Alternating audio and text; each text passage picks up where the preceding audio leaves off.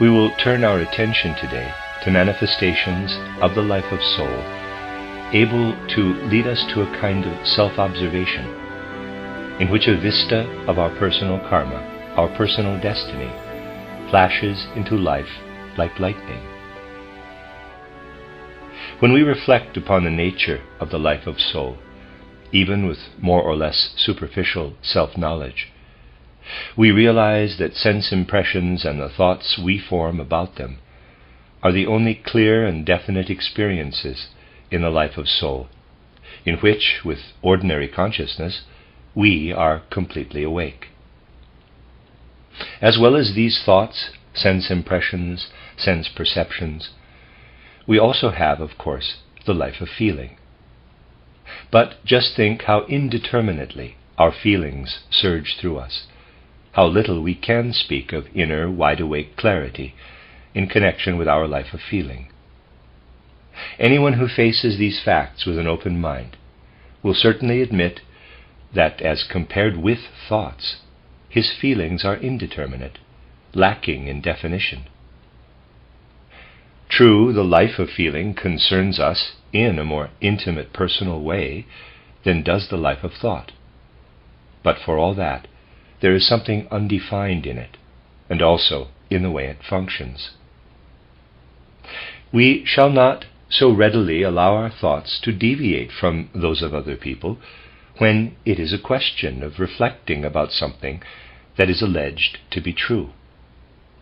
We shall feel that our thoughts, our sense impressions, must somehow tally with those of others. With our feelings, it is different. We allow ourselves the right to feel in a more intimate, more personal way. And if we compare feelings with dreams, we shall say, dreams arise from the night life, feelings from the depths of soul into the light of day consciousness. But again, in respect of their pictures, feelings are as indeterminate as dreams. Anyone who makes the comparison, even with such dreams as enter quite distinctly into his consciousness, will realize that their lack of definition is just as great as that of feelings. Therefore, we can say, it is only in our sense impressions and thoughts that we are really awake. In our feelings we dream, even during waking life. In ordinary waking life, too, our feelings make us into dreamers. And still more so the will. When we say, now I am going to do this or that, how much of the subsequent process is actually in our consciousness?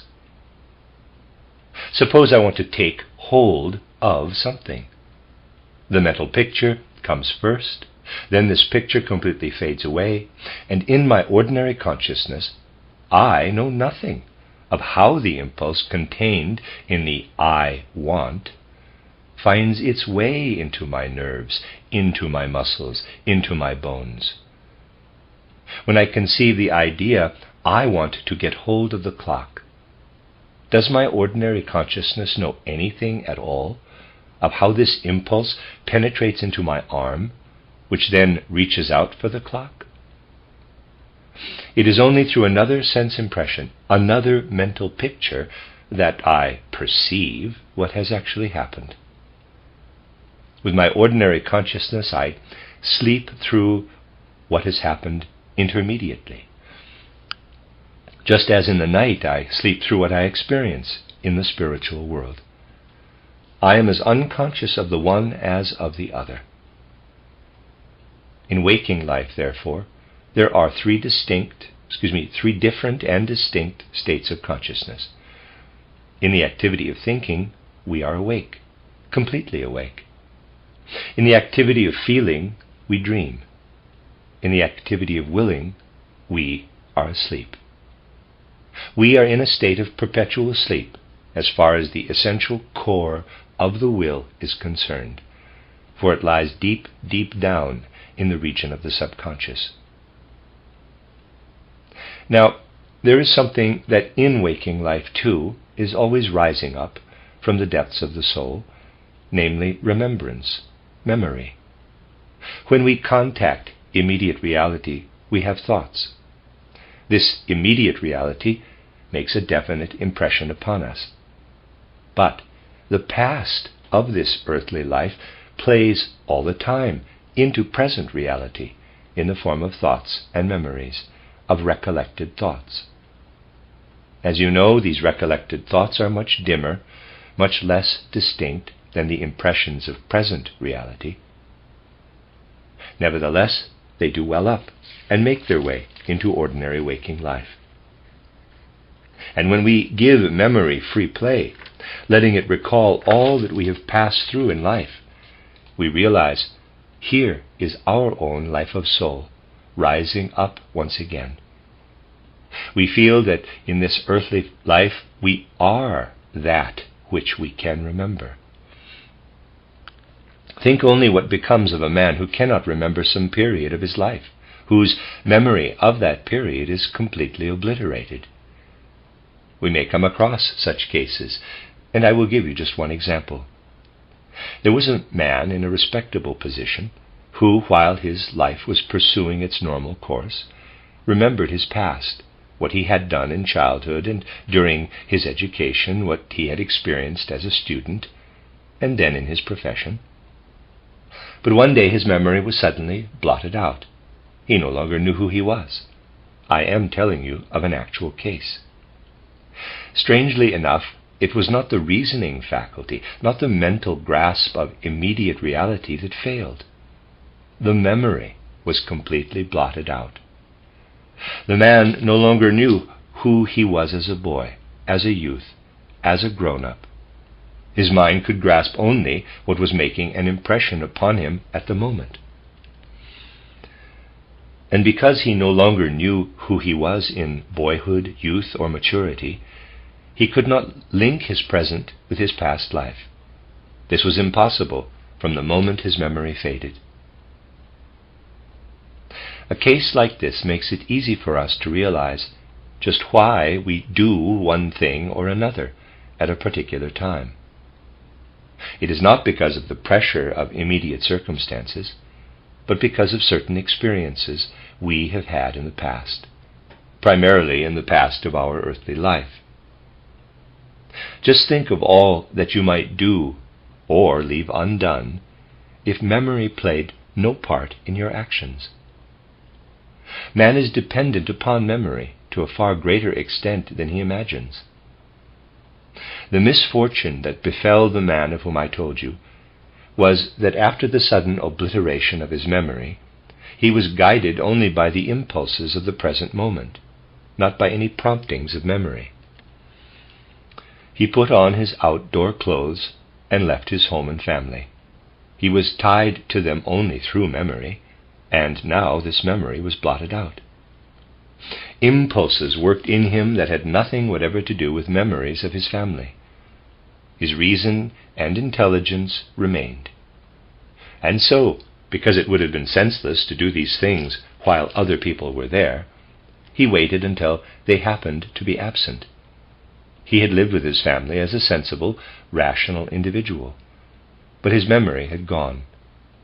He went to the railway station and took a ticket for a place a long way off. His mind was completely clear in a matter where reason came into play. He got into the train and went off. But the memory of what had happened, even the memory of having taken the ticket, was blotted out. He was aware only of the immediate present. The extinction of memory was a pathological condition. But he was so intensely engrossed with the present that he knew when he had arrived at his destination. He could compare this with the timetable. The ability to read, something that had already become habit and was therefore no longer a matter of memory, that too had remained. He alighted and took another ticket to a distant destination, and so he went on, traveling about the world, without knowing who he was. One day his memory returned, but he knew nothing of what he had been doing since buying the first railway ticket. When his memory returned and he was himself again, he found himself in a casual ward in Berlin. It was only the things that had happened in the trains and the places where he had been that were blotted out, for they did not belong to the present. Just think what a state of confusion. How utterly uncertain of himself such a man must be. You will realize from this how closely our capital I, our ego, is bound up with our store of memories. We know nothing of the self within us if we are bereft of the store of memories. What is the nature of these memories? Memories are of the nature of soul. But in the whole range of man's life and being, they are present in another form as well. They work purely as soul forces only in a human being who has reached the age of 21 or 22 and continues living. Before then, the memories do not work purely as forces of soul. We must be very conscious of what I have said in these lectures, namely, that during the first 7 years of earthly existence, our physical corporeality is an inheritance from our parents. At the change of teeth, it is not only the first milk teeth that are expelled, that is only the final act. The whole of the first body is discarded. We build up the second body, the body we bear until the onset of puberty, out of the soul and spirit we brought with us when we came down from the spiritual world to physical existence on the earth. But from birth until the change of teeth, we have received a host of impressions from the environment. Our being was absorbed in what flowed into us through having learned to speak. Think of all the wonders that stream into us together with the power of speech. Any unprejudiced observer will agree in this respect with a statement made by Jean Paul to the effect that he had learned more in the first 3 years of his life than in the 3 academic years. The meaning of this is clear. For even if the academic years are extended to 5 or 6, not presumably because one learns too much, but because one learns too little, even if this period is considerably extended, we learn only the merest trifle in comparison with what we assimilate during the first 3 years of life, and thereafter through the years following the first 3 until the change of teeth. After a certain time, all this remains in the form of hazy, indefinite memory. But just think how pale and indistinct are these memories of our first 7 years compared with the events of later life. Just try to make the comparison. The memories often seem to loom up like erratic boulders without any obvious connection. And why? What we take in during the first 7 years of life and what we take in later on have entirely different tasks to fulfill. What we take in during the first 7 years works with intense activity at the plastic molding of the brain, passes into the very organism. There's a great difference between the relatively undeveloped brain we possess when we come into earthly existence and the beautifully developed brain that is ours by the time of the change of teeth. And the result of this work penetrates from the brain into the whole of the rest of the body. This inner artist we bring with us from pre-earthly existence works in a most wonderful way upon our physical body during the first 7 years of life. It is miraculous to see the facial expressions, the look, the mobility of the features, the purposeful movements of arms and limbs beginning to appear in a child after the lack of definition characterizing early babyhood. We see how spirit begins to permeate the child's being and the impressions he absorbs. The way in which spirit permeates the child during the first 7 years of life is one of the most wonderful sights imaginable. When we observe how the physiognomy and gestures of the child develop from birth until the change of teeth, when we read and decipher it all, just as we decipher something in a book from the single letters, When we know how to connect the forms of the gestures and the facial expressions appearing in succession, just as we can connect the letters of a word and so read the word, then we are gazing at the workings of the brain, which has been kindled into activity by the impressions received. These can form themselves only into sparse and scattered memories, because the plastic development of the brain and therewith of the physiognomy has primarily to be provided for. As life continues its course, from the time of the change of teeth to the onset of puberty, the forces working in this way are more or less lost to sight.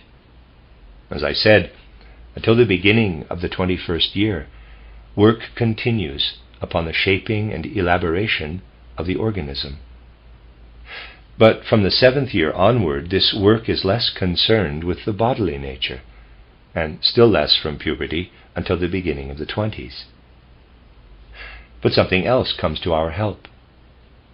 If we have any aptitude for this kind of observation, and mellow it by contemplating the marvelous phenomenon of the child's physiognomy, which reveals itself month by month, year by year, in greater clarity, above all, if we can perceive what the child's gestures reveal, how the awkward, unskillful movements of the limbs turn, in a most wonderful way, into movements filled with intelligence and purpose. This sensitive perception can be deepened, and finer organs of sense will develop. Then, when we have before us a child between the ages of 7 and 14, that is to say, between the second dentition and puberty, when the changes in the physiognomy and the gestures are less marked, and the development less obvious, it is possible through inner feeling, which has all the certainty of an eye of soul, EYE, to perceive how the child's development is proceeding in a more hidden way. And from this delicate, intimate observation of the bodily development of a child between the 7th and 14th years, there can arise the faculty to gaze into the life preceding the descent to earthly existence, the life between death and a new birth. These things must again be within our reach, enabling us to affirm of a child between the ages of 7 and 14. Around you there is not only the sense world of nature. In everything that is revealed in sense perceptions, in colors and forms, lives the Spirit.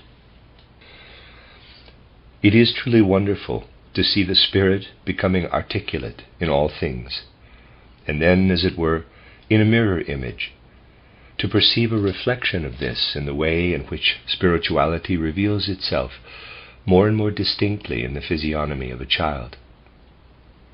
If we feel this deeply and inwardly, and with a certain reverence make the experience a living power in the soul, then, as we observe the child between the ages of 7 and 14, this reverence will lead to an understanding of how the pre-earthly existence of a human being, between death and a new birth, works into him here on earth.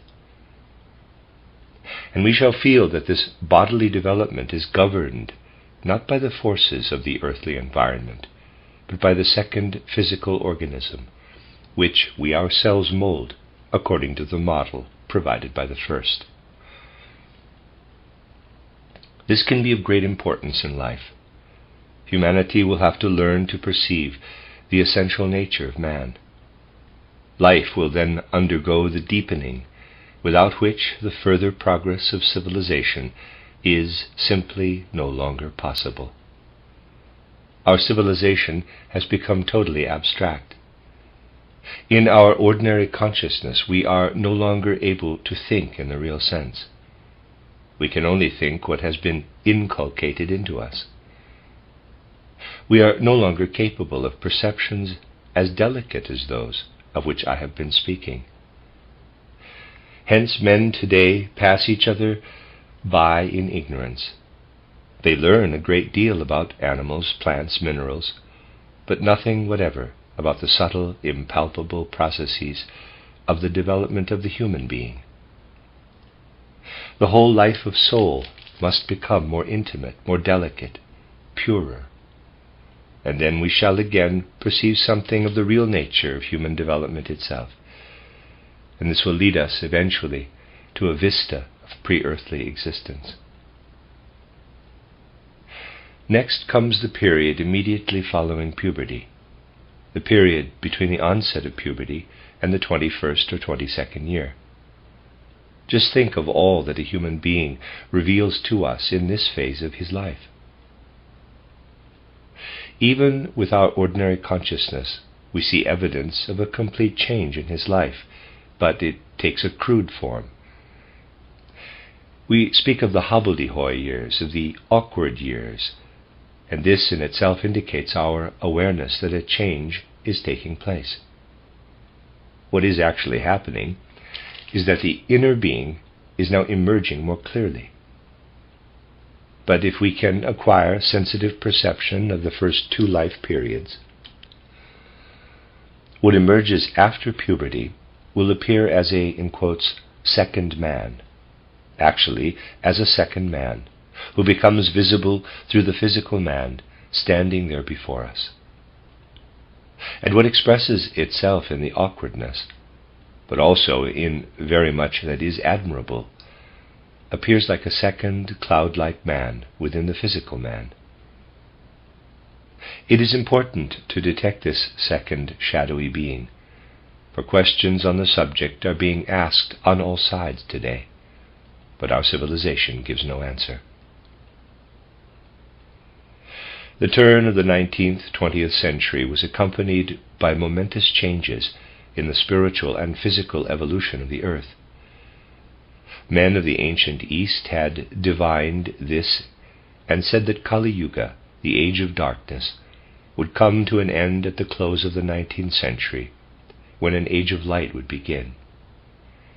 This age of light has begun in very truth, but men are still unaware of it, because in their minds they are still living in the 19th century, and their ideas flow on lethargically. Nevertheless, around us there is clear, radiant light, and if we pay heed to what will reveal itself from the spiritual world, we can become aware of this light. And because youth is peculiarly sensitive, with the turn of the century an undefined longing arose in the hearts of the young for a more intimate knowledge, a much more intimate perception of man. Human beings born about this time, at the turn of the 19th century, have the instinctive feeling: we need to know a great deal more about man than people are able to tell us. Nobody tells us what we long to know. There was this striving, this urgent, insistent striving for an understanding of man. Children and young people were ill at ease with their elders, for they longed to hear from them something about man, and these elders knew nothing. Modern civilization can say nothing, knows nothing about the spirit of man. But in earlier epochs, people were able, speaking with real warmth of heart, to tell the young very much about man. When thoughts were still quick with life, the old had a very great deal to say, but now they knew nothing. And so there came an urge to run no matter where, in order to learn something about man. The young became wanderers, pathfinders. They ran away from people who had nothing to tell them, seeking here, there, and everywhere for something that could tell them something about man. There you have the real origin of the youth movement of the 20th century. What is this youth movement really seeking? It is seeking to find the reality of this second cloud-like man who comes into evidence after puberty and who is actually there within a human being. The youth movement wants to be educated in a way that will enable it to apprehend this second man. But who is this second man? What does he actually represent? What is it that emerges, as it were, from this human body, in which one has observed the gradual maturing of physiognomy and gesture, in connection with which one is also able to feel how in the second period of life, from the change of teeth to puberty, pre-earthly existence is coming to definite expression? What is making its appearance here like a stranger? What is it that now comes forth when, after puberty, the human being begins to be conscious of his own freedom, when he turns to other individuals, seeking to form bonds with them out of an inner impulse which neither he nor the others can explain, but which underlies this very definite urge? Who is this second man? He is the being who lived in the earlier incarnation and is now making his way like a shadow into this present earthly life. From what breaks in upon human life so mysteriously at about the age of puberty, mankind will gradually learn to take account of karma. At the time of life, when a human being becomes capable of propagating his kind, impulses to which he gave expression in earlier earthly lives also make their appearance in him. But a great deal must happen in human hearts and feelings before there can be any clear recognition, any clear perception of what I have just been describing to you. Think of the great difference there is in the ordinary consciousness between self-love and love of others. People know well what self-love is, for every individual holds himself in high esteem. Of that there is no doubt. Self-love is present even in those who imagine that they are entirely free from it. There are very few indeed, and a close investigation of karma would be called for in such cases, who would dream of saying that they have no self-love in them.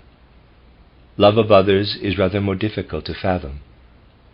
Such love may, of course, be absolutely genuine, but it is very often colored by an element of self-love. We may love another human being because he does something for us, because he is by our side.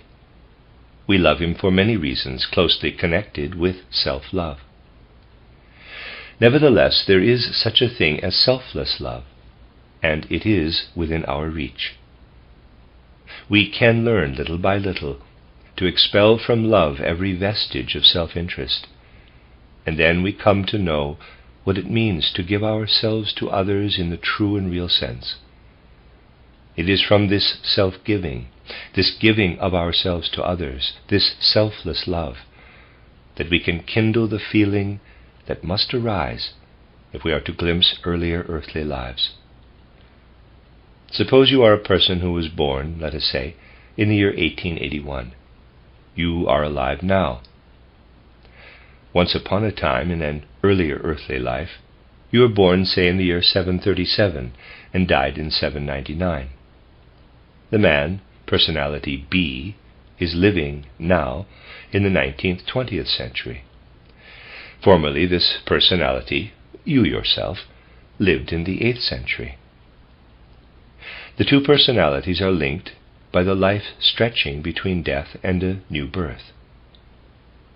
But before even so much as an inkling can come to you of the personality you lived in the 8th century, you must be capable of loving your own self exactly as if you were loving another human being. For although the being who lived in the 8th century is there within you, he is really a stranger, exactly as another person may be a stranger to you now. You must be able to relate yourself to your preceding incarnation in the way you relate yourself now to some other human being. Otherwise, no inkling of the earlier incarnation is possible. Neither will you be able to form an objective conception of what appears in a human being after puberty as a second shadowy man. But love that is truly selfless becomes a power of knowledge. And when love of self becomes so completely objective that a man can observe himself exactly as he observes other human beings, this is the means whereby a vista of earlier earthly lives will disclose itself, at first as a kind of dim inkling. This experience must be combined with the kind of observation I have been describing, whereby we become aware of the essential fundamental nature of man.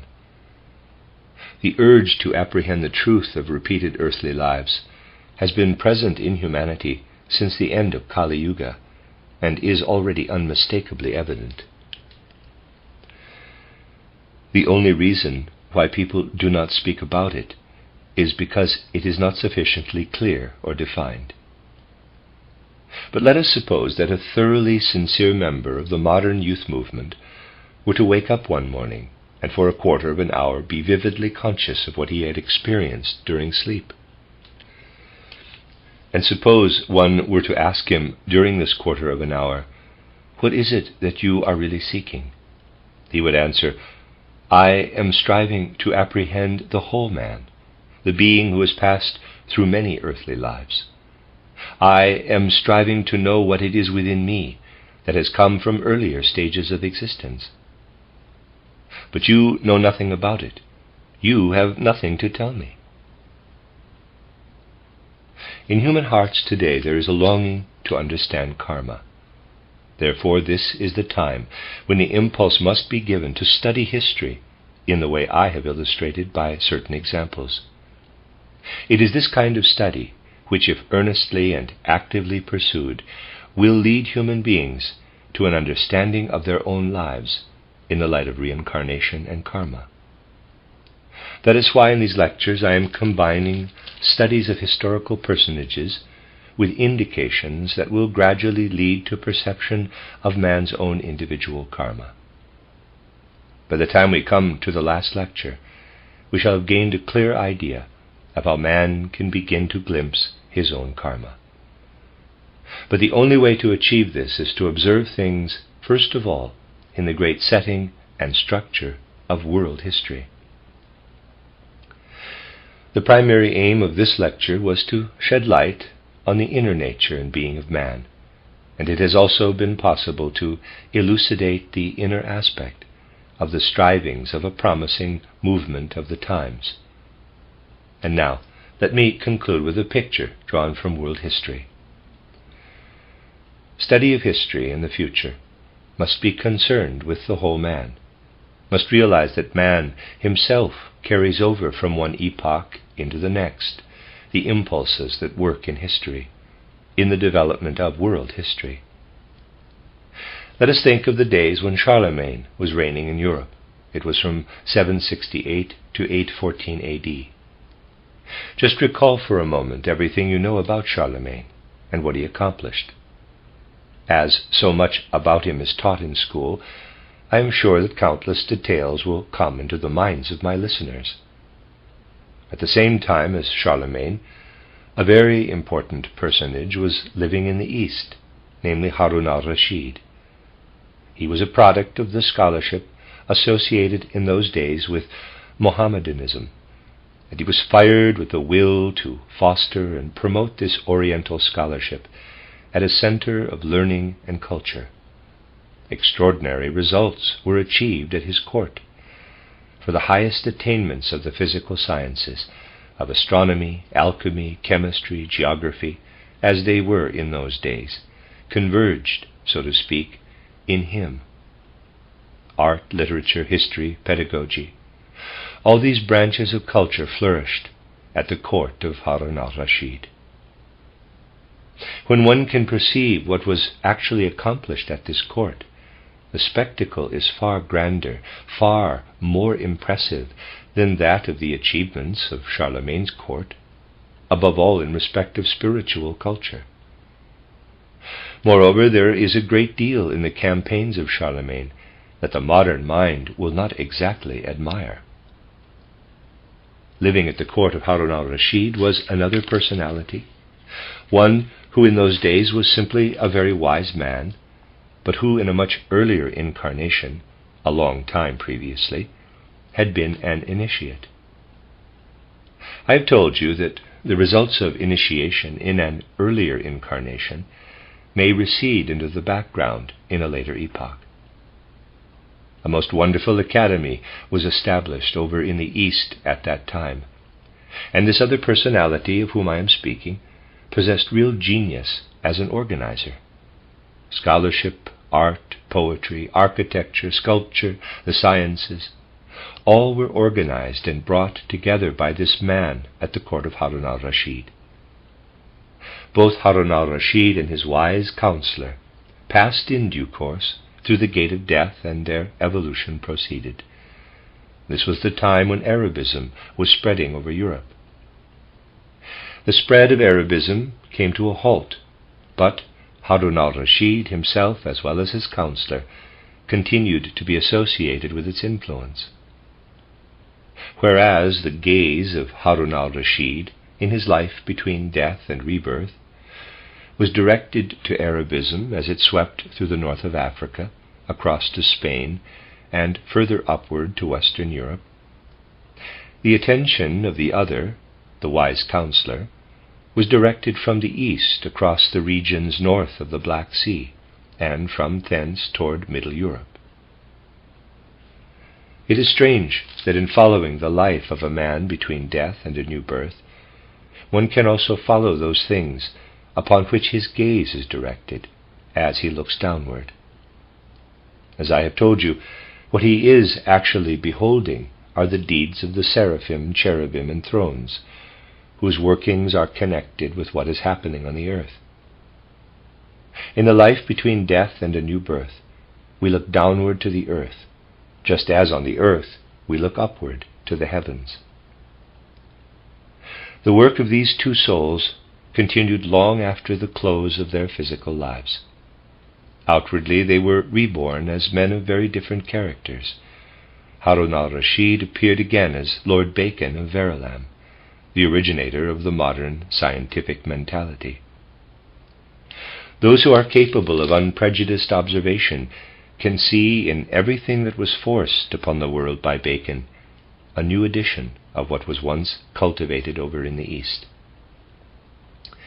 In the East, men had turned away from Christianity. Bacon was outwardly a Christian, but inwardly, in his real aims, unchristian. The other man, the one who had once been the wise counselor, followed the path which led across to Middle Europe via the regions north of the Black Sea. It was he who, as Amos Comenius, brought Arabism over in a quite different form, a much deeper, more inward form than that in which it was introduced by Bacon, but who did nevertheless bear Arabism into the modern age. And so at the dawn of modern spiritual life, two streams intermingled. We can perceive this development of history quite clearly. It is a phase when Christianity is temporarily forgotten, when, on the one side, scientific culture is externalized, but on the other becomes all the more inward.